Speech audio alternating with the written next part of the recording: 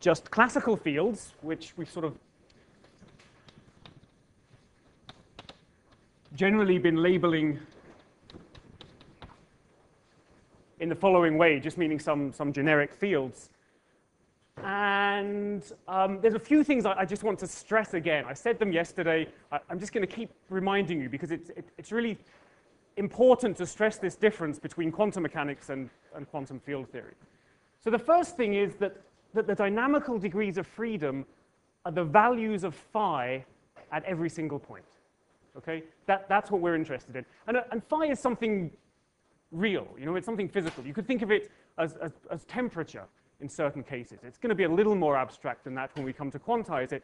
But you know, it's something that you could measure its value at every single point in space. Okay, that's the dynamical object. The guy x here is just a label which tells you which dynamical degree of freedom you're interested in. Is it the value of the field at this point in space, or the value of the field at this point in space, and so on. Okay, it's important to stress this because it's really a change from what you're used to in quantum mechanics. In quantum mechanics, the dynamical degree of freedom is the position of the particle. That position gets changed into an operator. Here, x is not going to be changed into an operator at all. It's always just going to stay a label. Okay? The second thing to stress is that, as we've seen, this guy phi sometimes obeys equations which look like equations you've seen before. Schrodinger equations, Klein-Gordon equations. But phi never has the interpretation of a wave function. Okay? It's just not a wave function. This is classical field theory we're talking about for now. There's no quantum mechanics. Again, this is just some physical object which is obeying certain equations that's saying how it moves. Okay? Is that good with everybody? Any questions about this? Please. So the phi fields have a mass m in... No, the phi fields have a Lagrangian, and that Lagrangian includes certain terms, and one of those terms has a coefficient that I've called m. Right, so that... Okay. It is going to be a mass, but... it's not mass of the entire field taking up. No. So that's exactly why I don't want to call it mass yet. We'll quantize, we'll see exactly what it's the mass of. For now, it's just a coefficient in that Lagrangian. Yeah. Other questions? Nope. Good. So, what I want to tell you in this lecture is more about classical field theory. And in particular, I want to focus on symmetries of classical field theories. So the first symmetry I'm going to talk about is just Lorentz symmetry, and in particular what we mean by Lorentz symmetry. The reason is that certainly if you're a particle physicist, the whole reason to do quantum field theory is to develop a relativistic version of quantum mechanics. Okay, so that's mixing quantum mechanics with special relativity to get a Lorentz invariant theory.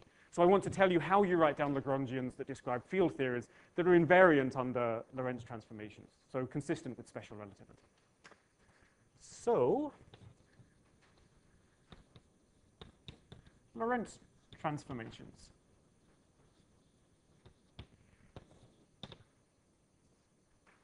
So we want to construct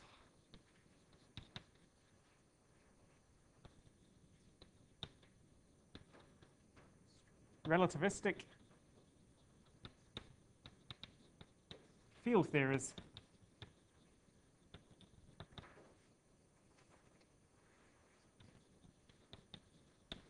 with time and space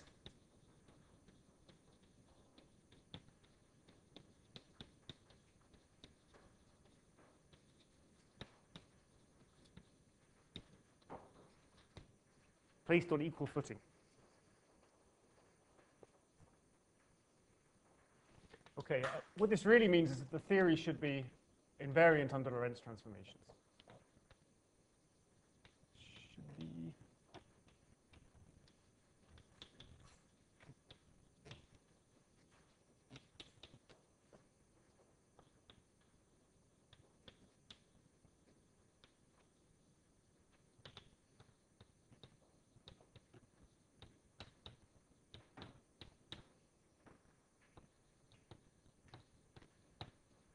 Okay, so I'm going to use the following notation for Lorentz transformations.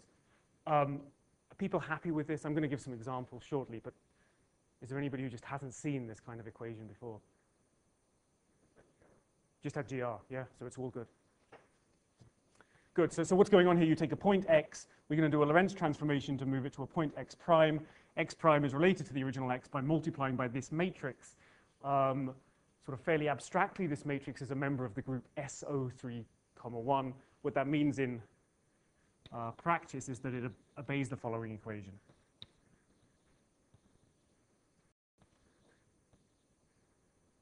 Sigma tau lambda mu tau mu nu.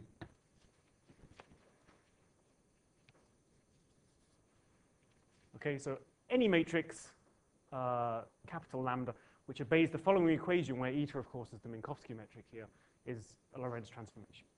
Okay. So just some examples.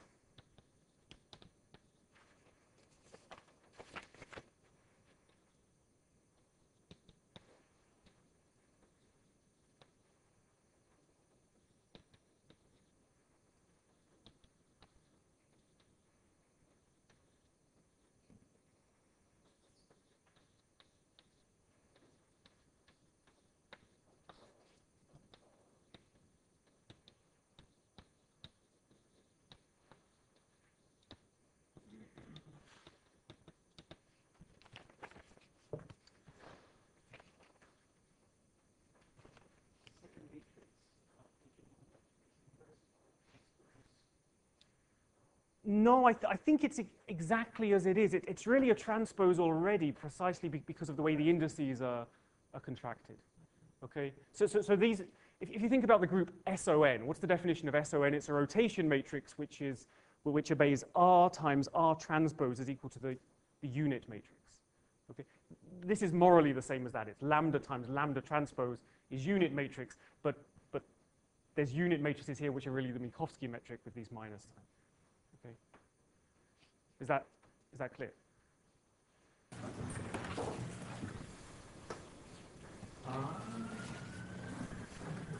Lost the forward eraser. Here.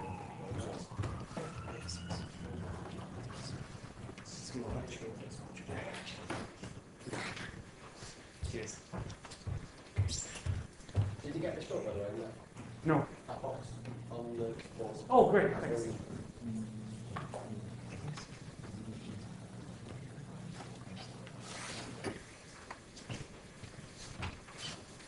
Okay, so you're happy with this? This is a kind of Lorentz transformation that's just a familiar rotation. Rotates us around the z-axis by an angle theta. Another example.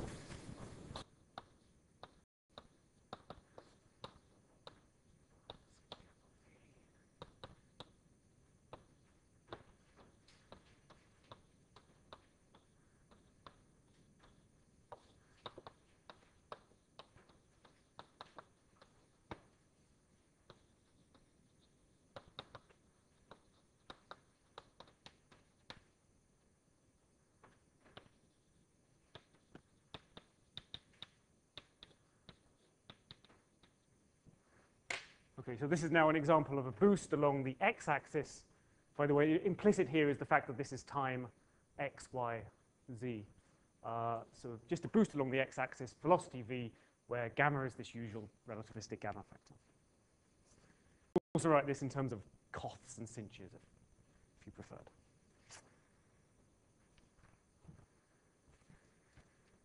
Okay, so this is how the Lorentz transformations act on the underlying space, on Minkowski space. They take one point to another point under a transformation. But what we're really interested in is how they act on the fields that are living over this space. And mathematically, what we need is a representation of the Lorentz group on the fields. What that means in a more mundane way is you take the field and you look to see what indices are floating around that sort of tells you whether it's a scalar field or a vector field, or we'll see later a spinor field. Okay? So in this course, we're going to consider all these three different representations of the Lorentz group, scalar, vector, and spinor. But for now, we're just going to keep with the simplest one, which is a scalar field. And a scalar field basically doesn't transform under the Lorentz group, except in sort of a trivial fashion. And although it's trivial, it's really confusing. So I'm going to write it down, and then I'm going to try and explain it to you. But it's the kind of thing that's really best done in the privacy of your own home when nobody else is looking. So I'll try and explain, but you should try and figure this out for yourselves. OK, so the Lorentz transformations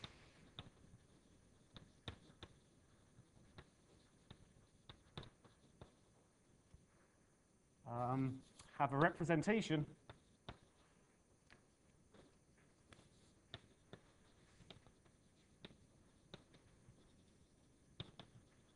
on fields. And for a scalar field,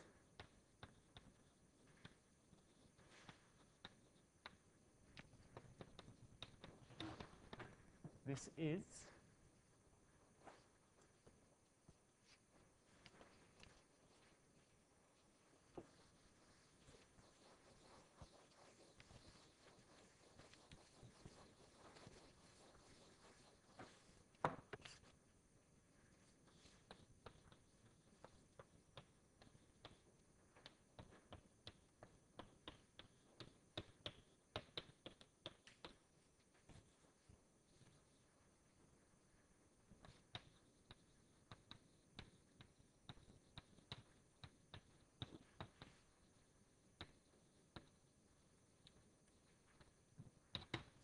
OK.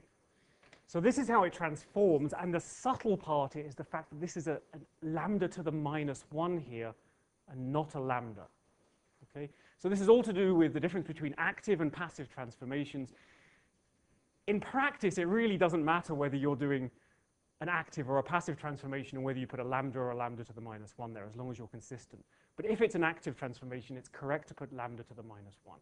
So let me just try and explain why this is, but like I said, it's the kind of thing that everybody understands in their own way, and if I explain it in the way I understand it, it might just confuse you. So I'll do my best, and then you can go away and figure it out. Okay? So this is an active transformation that, yeah, please. If the difference doesn't matter, and it seems clear that it doesn't matter, why, like, is there any case in which you care? Like, yeah, I mean, you can imagine doing some experiment where you are doing an active transformation or a passive transformation, and it really does matter. Most of what we'll be interested in here is the questions like, is this theory correct? In which case, then it really doesn't matter. But you're right. You know, it's one of those subtleties that you could ignore until you maybe stumble across a situation where you have to. Okay, other questions before I attempt an explanation? Okay, so this is the way I think about it. Consider that you have a temperature field, because it's nice and physical. And the temperature field is such that it's lukewarm everywhere, but over here it's really hot.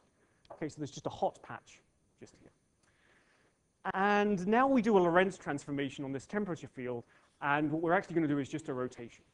But it's an active rotation, which means I actually take the whole field and I move it. Okay, that's what's meant by an active rotation. So I had my initial field with a hot patch here, and now what I'm going to do is rotate this field so the hot patch is now over there. Okay. Initial field gets rotated to the new field, and now I want to write the new field in terms of the old field. Okay? So in particular, the new field should be such that it's hot over there.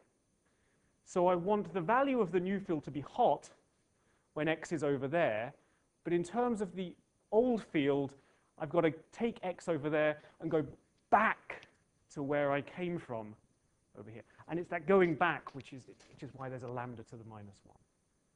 Okay, please. You write, f over x minus a. Yeah, it's probably exactly. It means whether you're moving the function or the coordinates. Yeah, exactly. Active versus passive. It's exactly. Okay, good. Everybody's happy with that. That's amazing. Is everybody happy with that? Passive one. Hmm? That's just So a passive one is where you're just you're not changing the field, you're just changing the labeling of the Right. coordinates, So the- and then there'd be a lambda there, not a The lambda. coordinate axes is just being turned. Yeah, exactly. Right. So, so phi prime and phi are different objects. I mean, you're talking about a different field. But I'm talking about, I have some initial field configuration, and I'm an all-powerful deity who can move the field in the entire universe. So I do that, and this is where the you can go. In some sense, doing an active transformational field is because you've got to be big to do the whole field, right? So somehow it's not quite as intuitive as doing an active transformation in particle.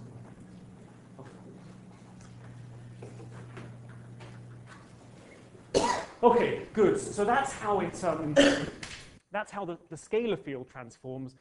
As I said, later we'll come across other fields that have indices here, and then those indices will also be acted on by particular matrices that are related to lambda. Okay, but we'll see them as we progress. So that's how it acts. But that's how it acts on any field. Well, we're interested in theories, particular theories, which are invariant under Lorentz transformations. So a theory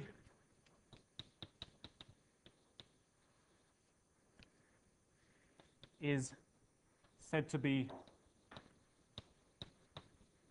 Lorentz invariant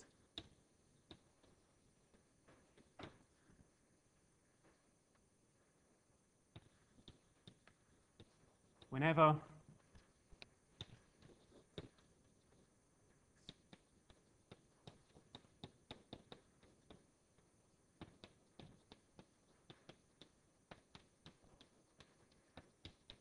not sure I've said this in the most concise way, but basically a theory is Lorentz invariant whenever, if you have one solution to the equations of motion, so not just any field configuration, but in particular solution, and you act on that with a Lorentz transformation, then it's still a solution. Okay? That's what we mean by a theory being Lorentz invariant.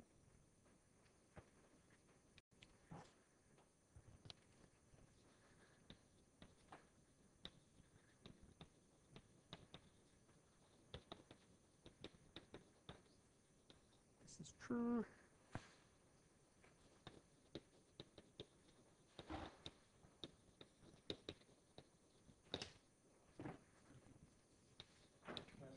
Yeah. then that doesn't require that it have the exact same representation, just that it gives the same, that it solves, they're both solutions and both make the same prediction.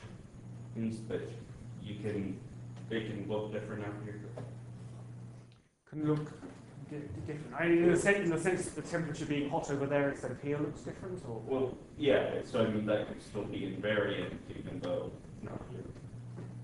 Oh, good. No, I think this is a good question. The theory is invariant, even though particular configurations are not necessary.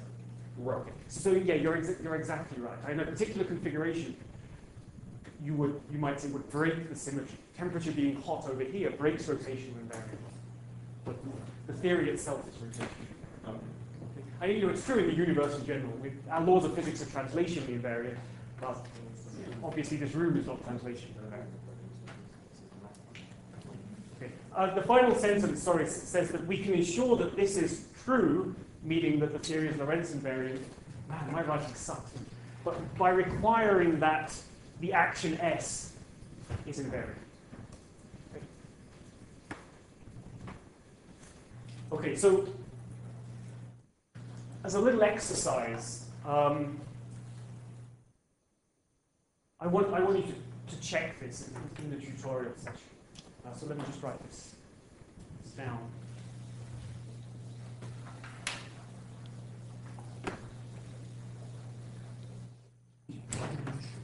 So exercise.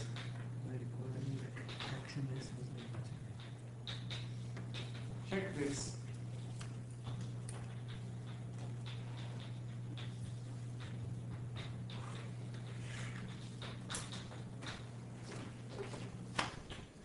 For the Lagrangian that we saw yesterday, which gives rise to the Klein-Gordon equations of motion. Okay. So what does it mean that the actions are varied? It means that for any field configuration, I can evaluate the action and that gives me a number. Now, what I ask is that if I was to change that field configuration by a Lorentz transformation, I would get exactly the same number for that new configuration. Okay? Okay, so you should run through this, and it's a little bit subtle thinking about what you mean by the derivatives. Are they derivatives on x, or are they derivatives acting on, it's handy to call this whole object here y. And then you've got to change the measure from integration over x to integration over y, and so on. It's actually all done in detail in the notes. So if you want to sort of try it yourself, and then if you get stuck, pick it up.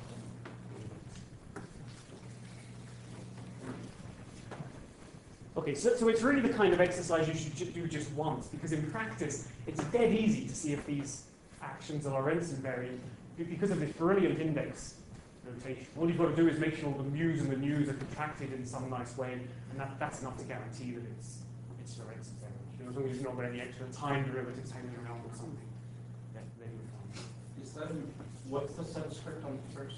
They're both mu. Oh, I've just, and this is raised with Minkowski.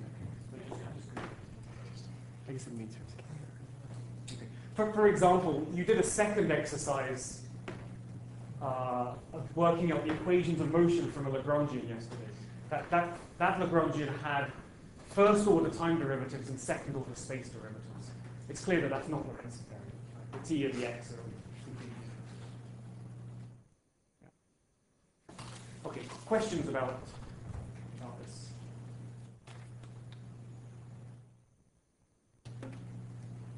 Yeah. That transformation law is only good for scalars, right? Only good for scalars, yeah. Otherwise, there's extra indices hanging around here, and you have to get extra matrices that sit in front. And we'll come across them. Let me just give you one, because I don't want to tease you too much. So an example of a Lorentz transformation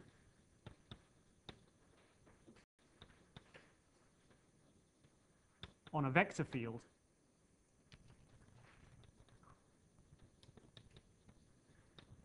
And you've come across this vector field A mu in Maxwell's equations.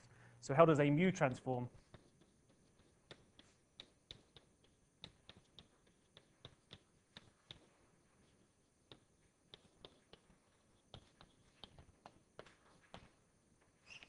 Sorry for you guys at the back. So the x index transforms in exactly the same way, because that's this active versus passive deal. But there's also now a rotation here where the mu index gets rotated, which is what you would expect, right? This is telling you the direction that the field's pointing in, and you do the rotation, and now it's pointing in a different direction. That's all this is telling us. Yeah, if you have a bunch of mu and nu indices, it's dead easy, isn't it? Yeah.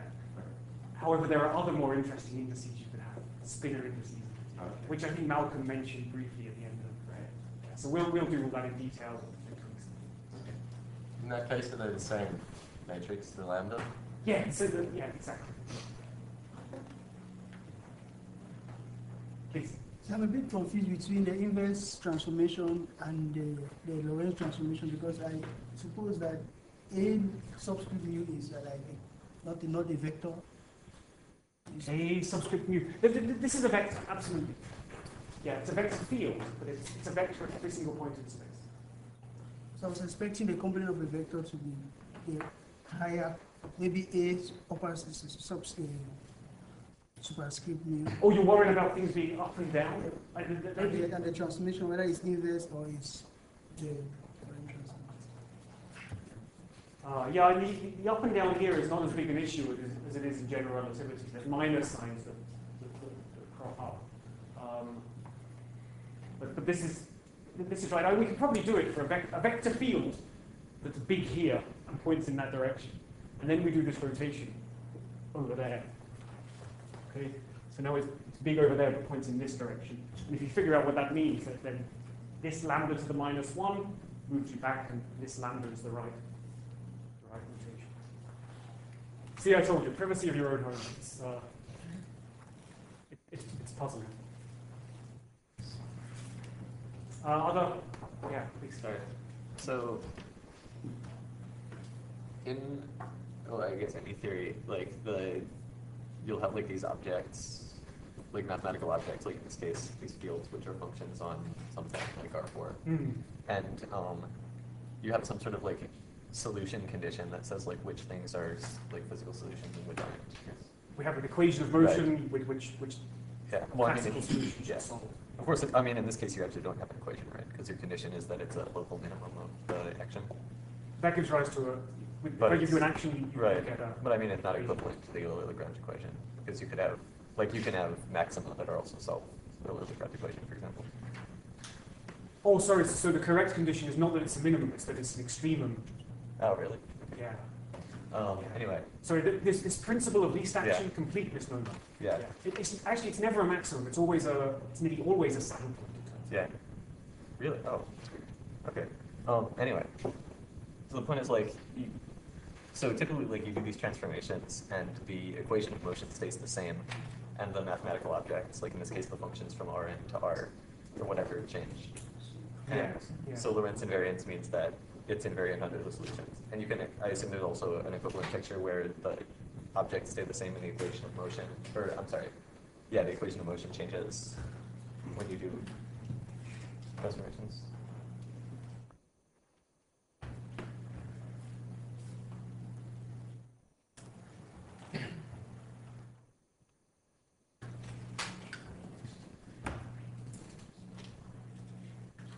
Yeah, I think that's right.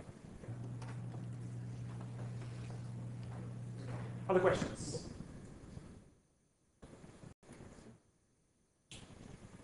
Okay. Good. So,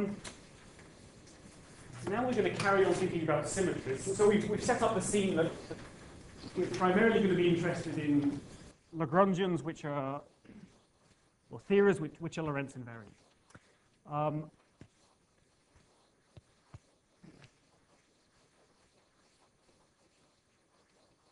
But now what we want to do is think about more general symmetries. And in particular, this beautiful result, which you've probably seen in classical mechanics, about the relationship between symmetries and conserved quantities. So this is Noether's theorem. Is there anybody here who hasn't seen Noether's theorem in classical mechanics? Okay, good. So, symmetries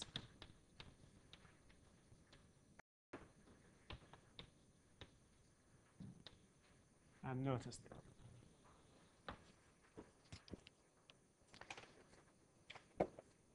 Okay, so if anything, I would say that in field theory, the role of Noether's theorem is even more important than it is in classical mechanics. So certainly the amount of different symmetries you can have in field theories are much greater.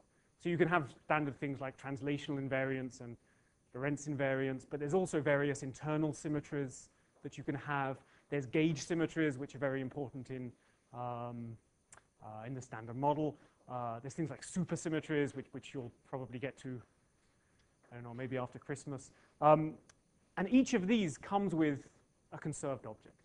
So what I'd like to do here is tell you the statement of Noether's theorem, explain why it's important, prove it, and then give you a bunch of examples for the rest of the class.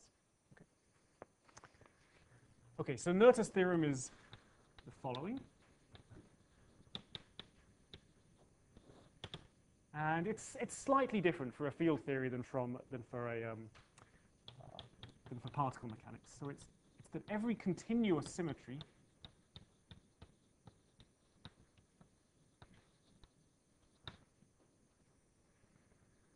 of the Lagrangian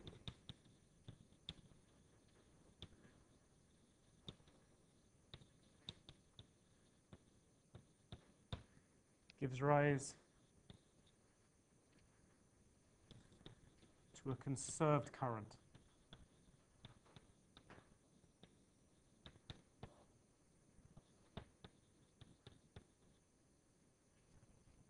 Okay, so in particle mechanics, this would be conserved quantity. Here it's slightly different. It's a conserved current.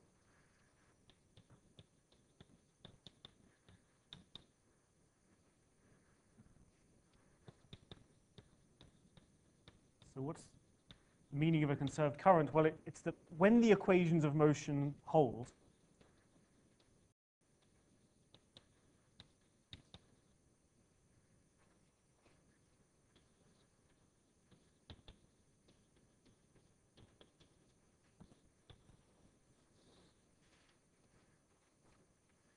then the current obeys the following equation.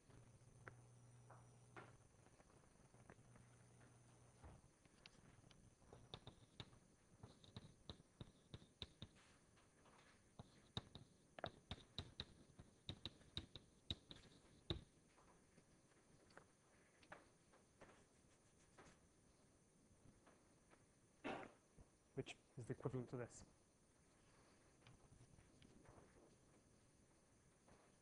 Sorry, second? I guess I'd be partial, yeah. Yeah, actually that's important, yeah.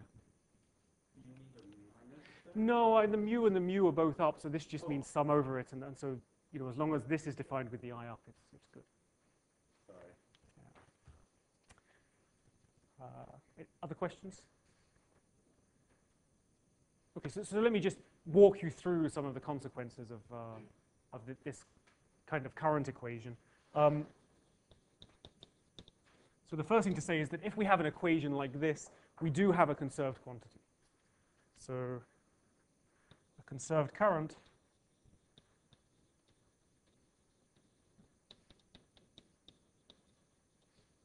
implies the existence of a conserved quantity, which is usually called a charge.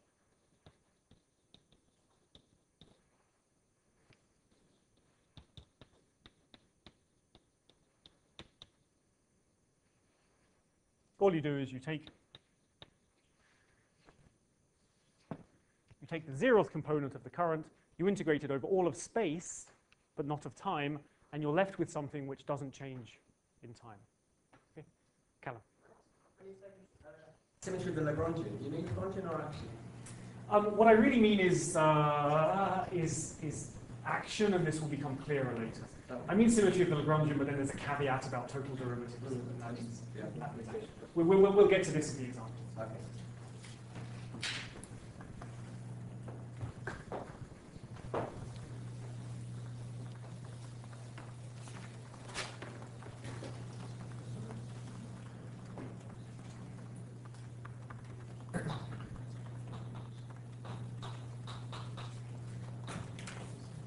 So to see that this is true, let's just do the obvious thing and take the time derivative.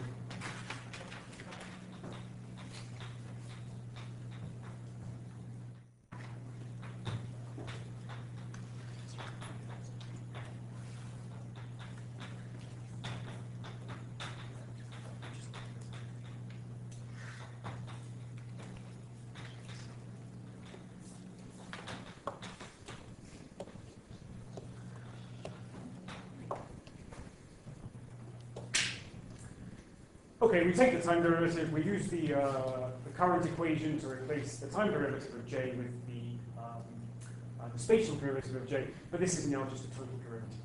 So as long as there's nothing escaping at the boundary, it's equal to 0. Yeah, please. So is this only for scalar fields? Like, would the j be a different kind of object if fields are grouped? No, j is always going to be a vector regardless of what field configuration is true. This holds for any Lagrangian of any field.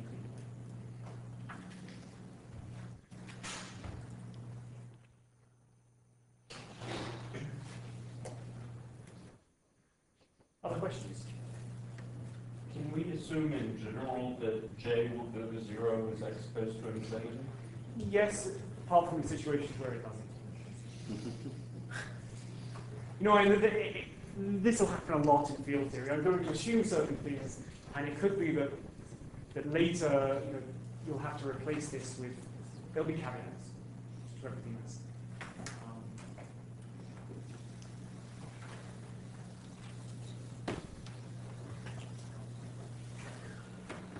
Okay, so we have a conserved quantity. We can calculate this in Q. Again, we've got to be some all-seeing omniscient being to do that, because we integrate over all of space to get Q. So you've got to count up everything in the universe, and then you know that at some later time that thing's going to remain unchanged. Okay? But there's actually something more powerful about this current equation, which tells you that charge is conserved locally as well. Okay? Now, that doesn't mean that the charge in this little box is going to remain the same, because nothing could happen then. But what it means is that if there's some charge in a little box, if it's going to leave that box, it's got to leave through the sides. It's not just going to suddenly disappear and appear over here. Okay? So we can just see this very easily.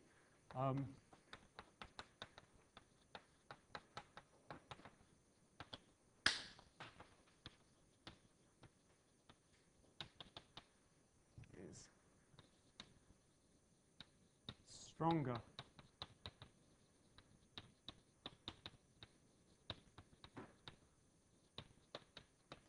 the charge is conserved locally.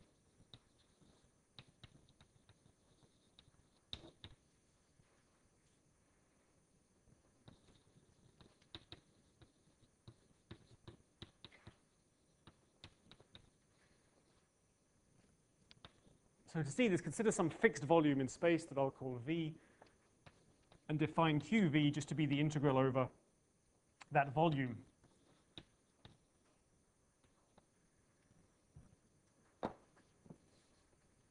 Of the zeroth component of the current.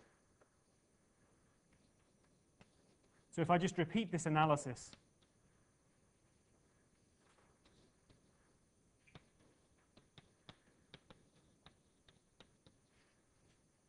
that's on this board here,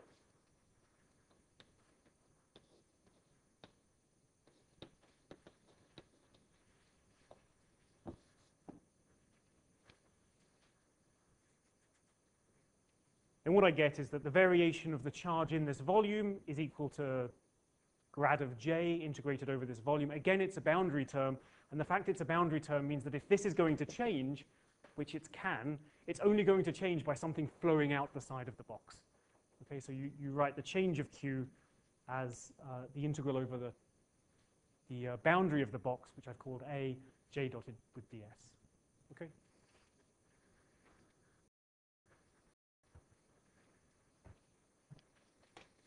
Okay, so that's as good as you're going to get for some local conserved charge. You don't want that something in a given box is just going to stick, it's just going to stay there because you can make that box arbitrarily small and then nothing's going to happen. So things can move, but things have to move locally for this conserved charge. Okay.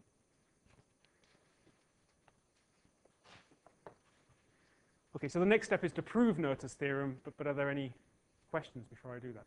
Please. T is basically that statement, right? Yeah, absolutely. Yeah, this is just sort of just having that out integral equations sort of differential.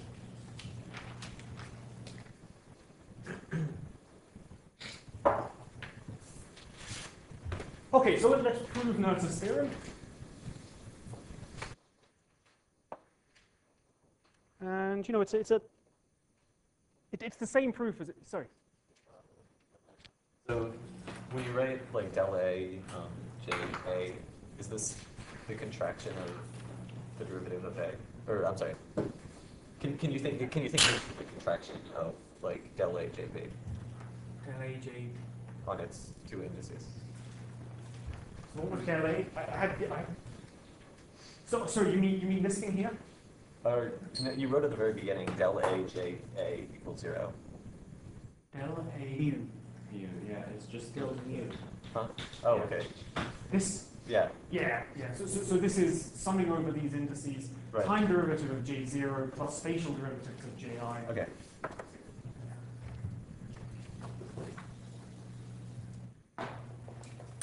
Other questions? Okay, let's prove this.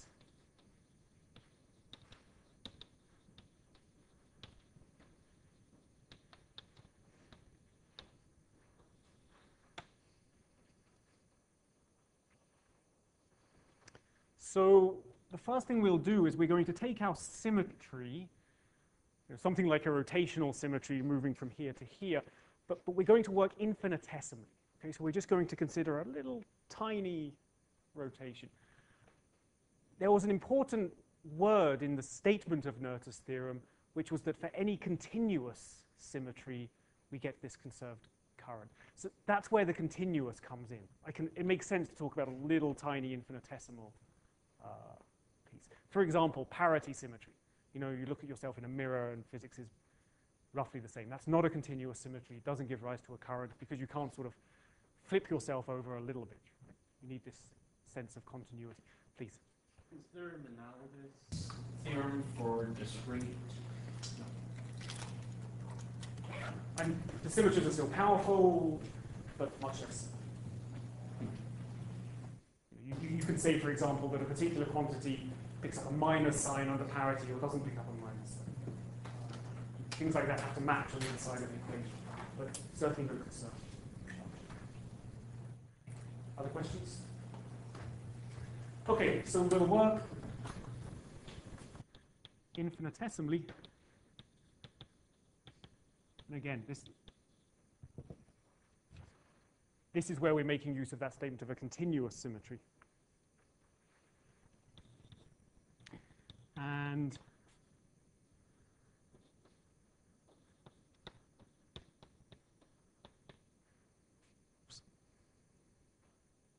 sorry.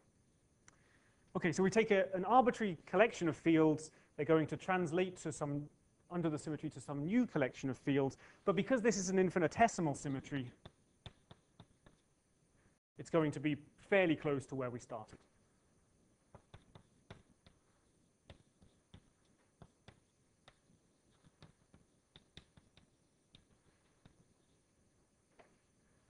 Okay, so this is the small little change of the field. I'm not specifying anything about it, just that there is a change of the field at order epsilon. There'll be higher order terms, epsilon squared and so on. We'll just ignore them.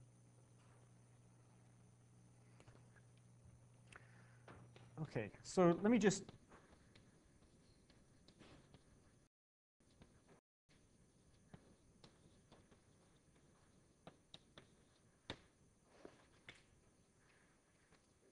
now define really what I meant by a symmetry, which I only sort of did in passing before.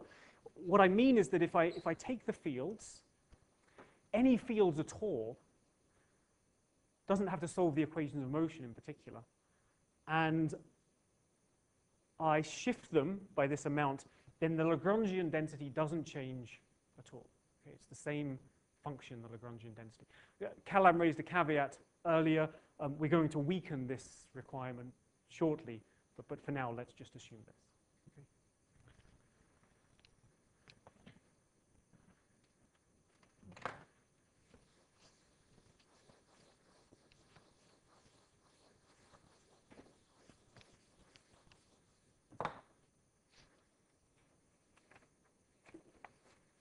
Okay, so now comes sort of the little bit of gymnastics. So consider making an arbitrary transformation.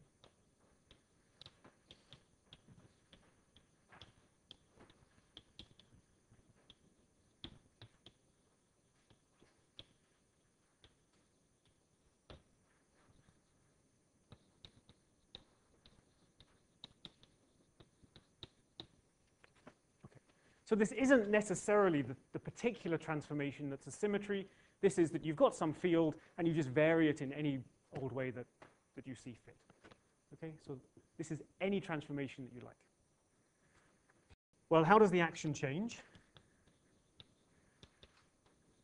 We did these calculations yesterday when deriving the Euler-Lagrange equations.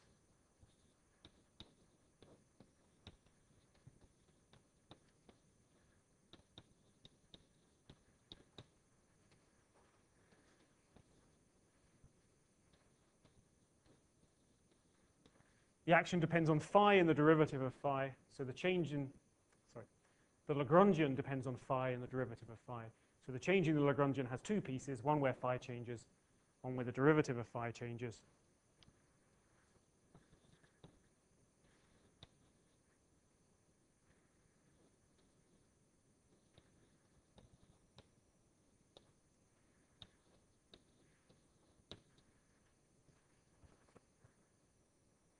And then we sort of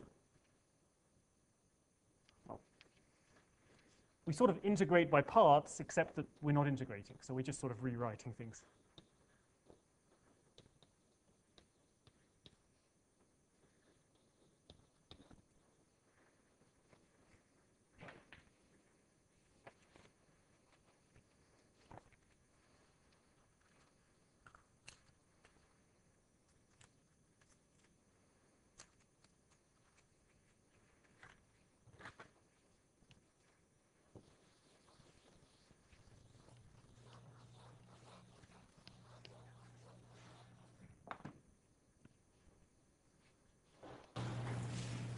Okay, so is this clear? It's exactly the same step that we were doing deriving the Euler-Lagrange equations.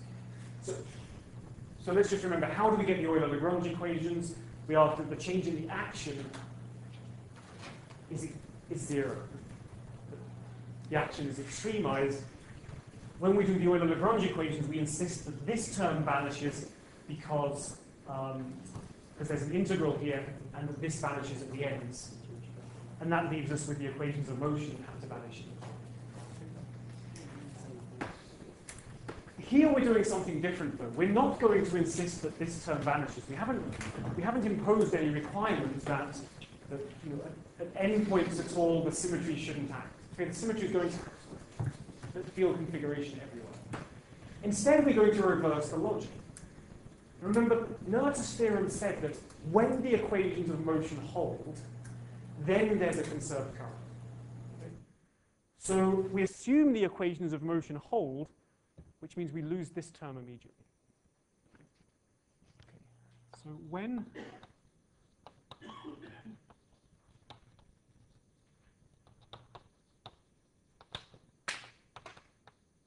the equations of motion hold,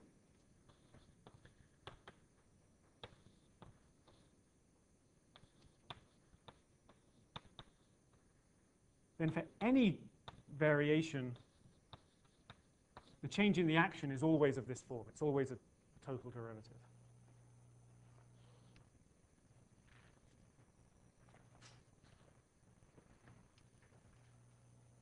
Okay, is that clear? So we have we have a field configuration that we're changing everywhere. And if that field equation happened to obey the equations of motion, the change of the action is of this form. You have a field where the equations of motion didn't hold? Again, if you're gone, you just set one up. Okay, so you just like write down a field and say it doesn't obey the... Yeah, any arbitrary field, say how it evolves in time. Chances are, if you were to write down any arbitrary field configuration, it's not going to obey the equation. But like those fields wouldn't have anything to do with quantum field theory or physics? They would. Okay. In fact, in the interesting parts of quantum field theory, they're actually the ones that are important. Again, we'll get there. Okay. So, are we using script-EL for the Lagrangian or for the total action? Script-EL is the Lagrangian density. It's the thing that you integrate over all of space and time to get the action. Okay. Okay, so we have some field configuration. If that field configuration obeys the equations of motion, the Lagrangian density changes in the following way under any arbitrary transformation. Okay?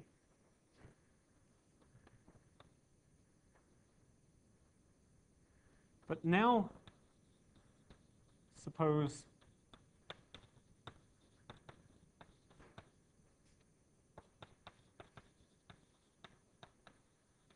that the transformation we're considering, just make sure I got this right. Oh, we're good. Suppose the transformation we're considering is the symmetry.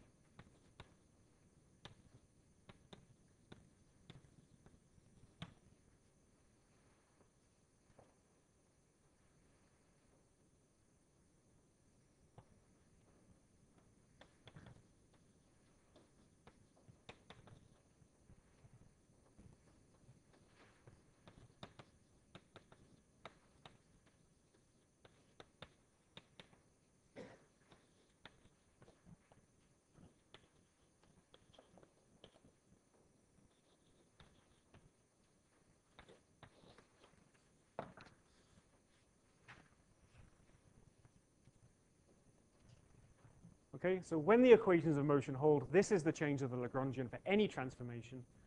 But if that transformation is a symmetry, by definition, the Lagrangian doesn't change. In which case, this thing here has to vanish when this is the particular transformation, which is a symmetry. Okay? That means that we've got d mu of something, which we'll call j mu is equal to 0, where j mu is this object in brackets here. Okay? This proof of Noether's theorem is does something very unusual for proofs in mathematics. It's usual that you have a proof in mathematics that tells you the existence of something, the existence of a current in this case. This does much more. It tells you the existence of a current, and it tells you what it is.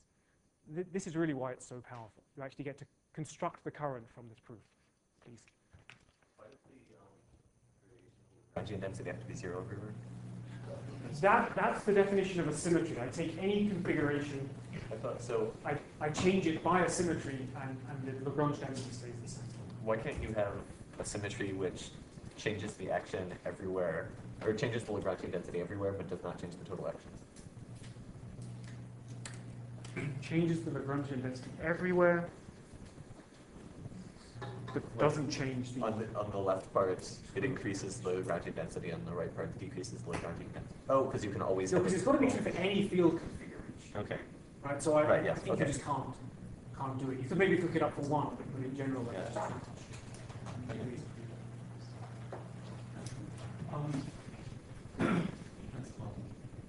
Where did we use the epsilon small? when I was writing writing the initial part, when I do the rotation. Well, that's when you said epsilon was small, but where did we wonder? But basically, it's everywhere. The fact that I've linearized the transformation. There's delta L's everywhere, Got it. zero. Okay. You can go through it for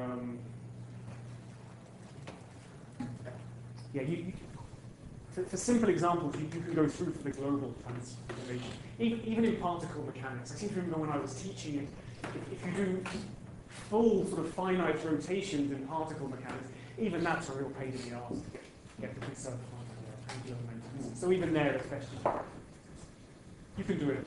Well, I was just, it was clear to me that we had assumed epsilon to be small, but just I didn't see immediately where we had. Yeah, everywhere. Delta L is equal to this. It's just running through. There was a question. Yeah, I was just wondering why you left out epsilon. Oh, I put an epsilon here, but this is just some constant. So okay, J mu equals epsilon this is conserved. Let me just get rid of the epsilon. It's still something which obeys this. So there's an epsilon sitting outside here. Is there a clear relationship between this and Killing vectors? There's almost certainly a relationship. Yeah. What I'm going to do now is tell you about the Killing vectors of Minkowski space and what conserved quantities we get out of them. So if you had some general background, you would again get some conserved quantity from Killing vectors for a field living on that background. Is there an implicit summation on A? There's an implicit summation on A. Okay. And here as well. All the fields that are involved in the symmetry. Do you have a question? So why does it mean that we can neglect the issue of adding a small epsilon, the field varying with a very small epsilon, instead of just putting epsilon delta phi, just put delta phi? Because we see that there's no use. If I'd have assumed that this was just small by definition, there wouldn't have been an epsilon, but I just sort of wanted to make it clear. I was working infinitesimally though, and whatever I put here has to be the infinitesimal. I'm going to set an exercise on this, and you'll see. We'll get to the end. There'll be epsilons, but strip them off. We can see more clearly that when we get, because we can actually construct this, we have specific examples, we have it in front of us, we can just check that the equations of motion indeed obey this. So we'll do these exercises. Sure. Other questions? Epsilon is independent of space-time. Yeah, absolutely. It's just a constant. It's important.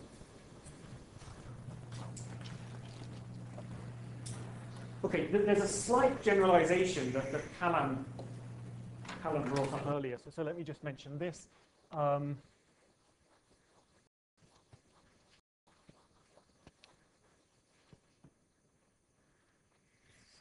slight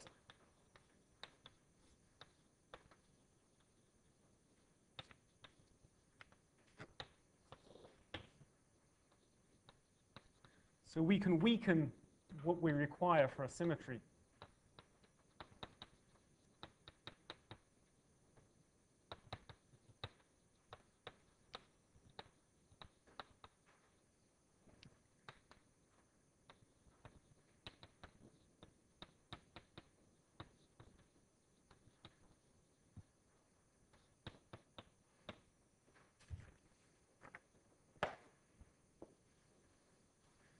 Okay, so suppose that I had a particular symmetry that I act on the fields with, and I find that actually the Lagrangian didn't stay the same, but it changed by a derivative of some function f mu.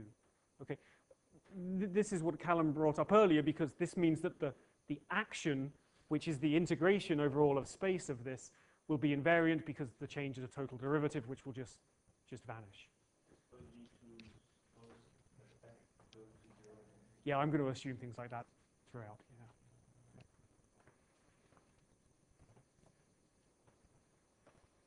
Yeah, and there are particularly interesting field configurations where things don't die off at infinity. They're called solitons, and they play an important role in condensed matter in particle physics. And then you have to revisit some of these issues in that context. You sometimes get extra terms to conserved quantities, things like this. Okay, anyway, if this is true, it's clear that we can just take the proof through, because now delta L is equal to this, but the symmetry requires that it's equal to this, which means that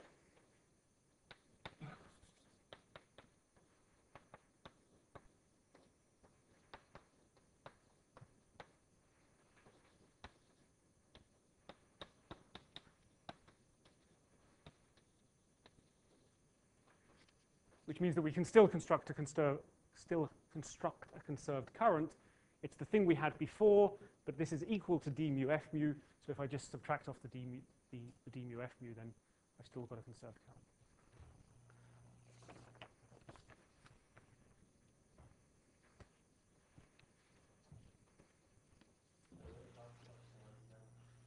Sorry. Yeah, I have a feeling I'm not going to be completely consistent about epsilons appearing and disappearing from equations. So we'll see in the next examples.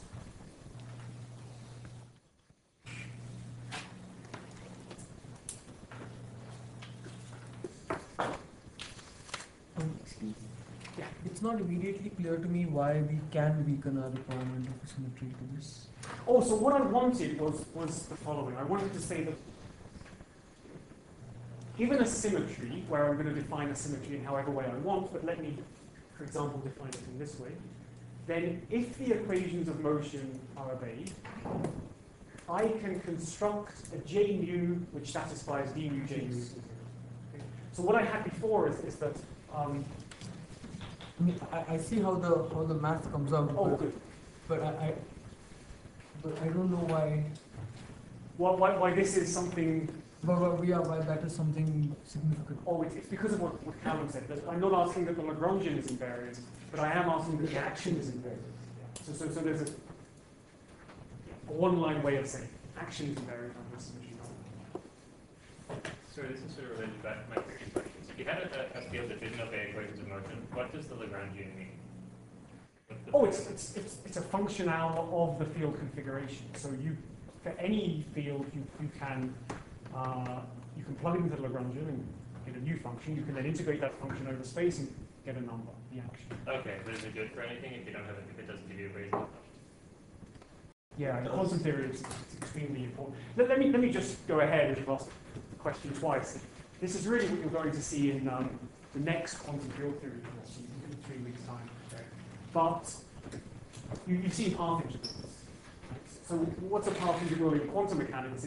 It's where you don't just consider the particle to follow its classical trajectory from here to here, but you consider it following all trajectories weighted with e to the I times the action. So in quantum field theory, you've got to do the same thing. You've got to integrate over all possible field configurations weighted with e to the I times the action. Now, in certain cases, that integral will be dominated by something close to the classical solutions to the classical equations of motion. Those cases are what we call weak coupling in quantum field theory. It's where perturbation theory works and we can do things. However, all the really interesting stuff is when that doesn't happen. When that path integral is dominated by field configurations that are a long way away from the classical equations of motion. So QCD, confinement of quarks inside the protons due to wildly varying field configurations that are close to classical. Other questions? Sorry to expand on the tangent, but presumably then there's some analogous equation. Never mind. I'll ask later. Good. So I'm just going to push on and give you some examples about how Noether's theorem works for specific solutions. Okay. So we're going to do a bunch of examples.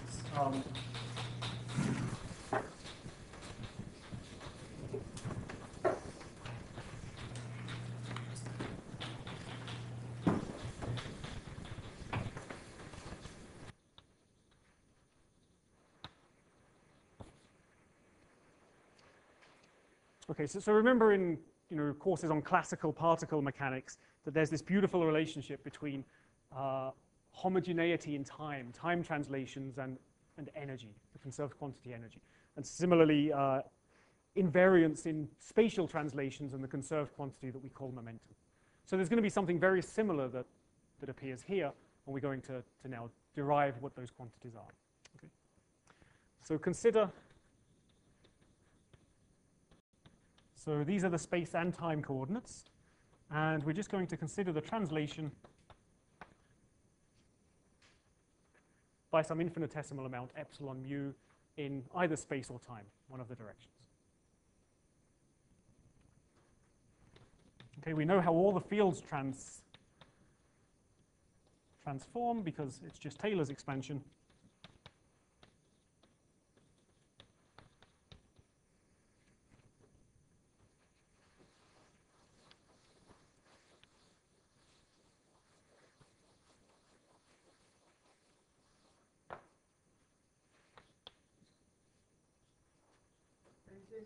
Transformation, so I expected a negative.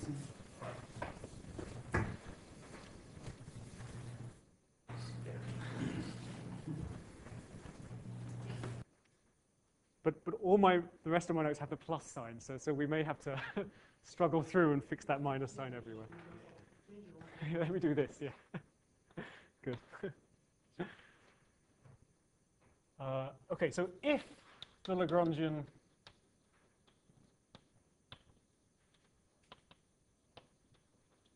has no explicit x dependence,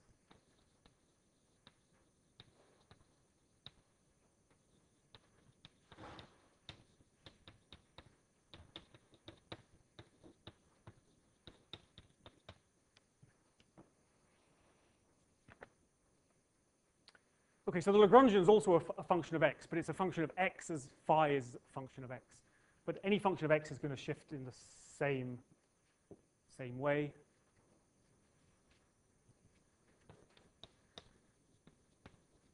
Notice that this sits in the class of the slight generalization. Under the translations, L isn't invariant, but L shifts by a total derivative. Okay. So what we're going to get is 4 conserved currents .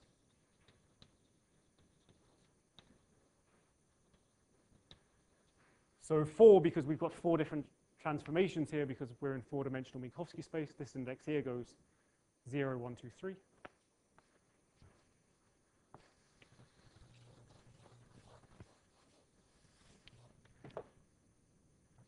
And we know exactly what they are. What they are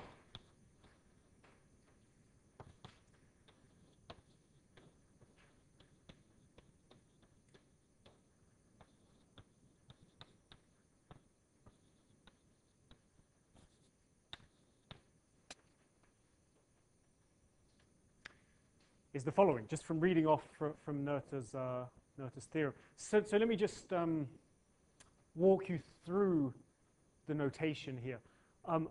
This is the current. Okay, so the mu index at the top there is the mu index that we already saw in Noether's theorem. This new index here, this new index that's new, is the thing that goes 0, 1, 2, 3, because we have 4 different currents that we're computing. Okay, so but because this is a rather special current, translations in space and time, the 2 indices go over the same range. Okay, so this is just reading off the current from Noether's theorem. This was the first part, and this is what we called F mu here. And if you just look at what F mu is, it's basically the Lagrangian itself with this delta mu nu index. Okay. This is a rather special object in quantum field theory. It's got a name. It's usually written in the following way.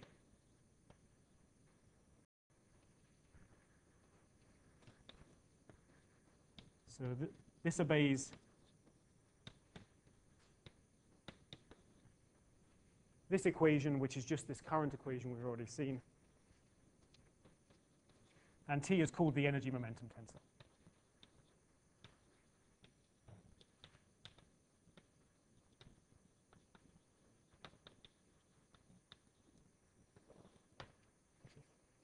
You'll sometimes hear other names for it. The stress energy tensor, sometimes just the stress tensor.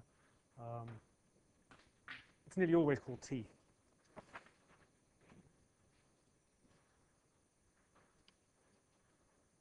there a question? GR last week. And is this T the same T that you would see in the Einstein equation? Not yet, but I am going to explain how the relationship is. Okay.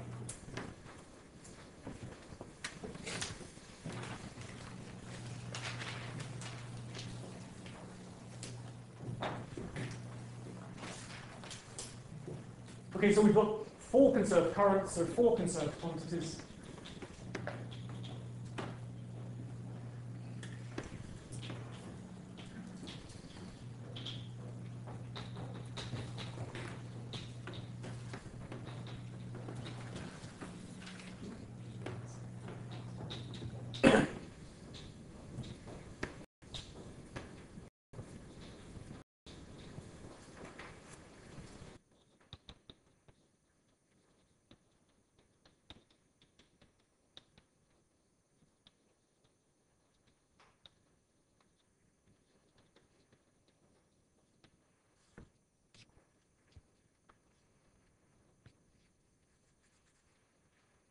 Okay, so the conserved quantities are always the integral over space of the zeroth component of the current.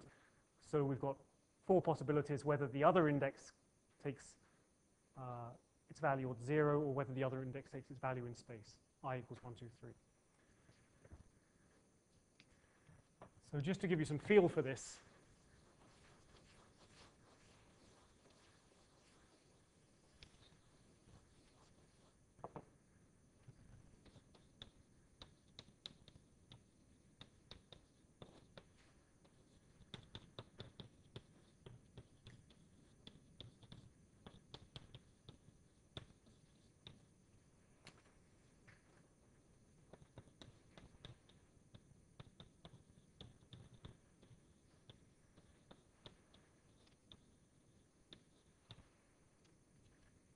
if we take this Lagrangian that gives rise to the Klein-Gordon equation, we plug in that expression for the stress energy tensor, T mu nu, it's given by the following.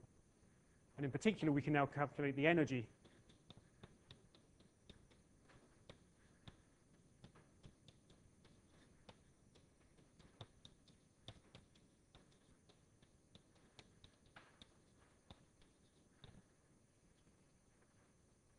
And the momentum.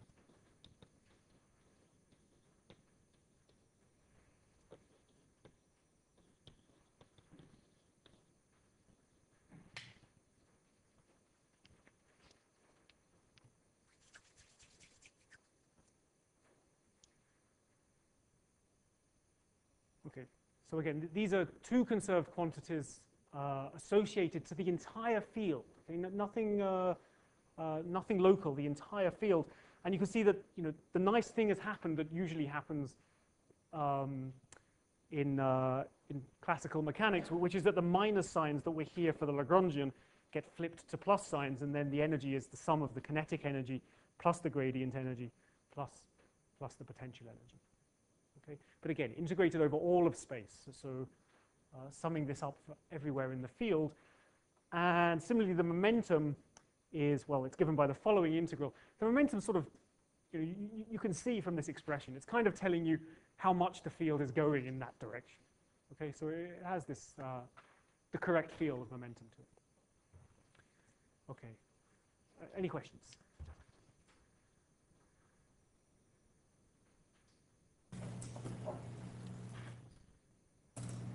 Okay, so I think I'll stop in. Tomorrow, what I'm going to do is answer Callum's question, tell you how this T mu nu is related to the one that you see in general relativity. In fact, for a scalar field, this is the T mu nu that appears in general relativity. But for other fields, there's some subtleties.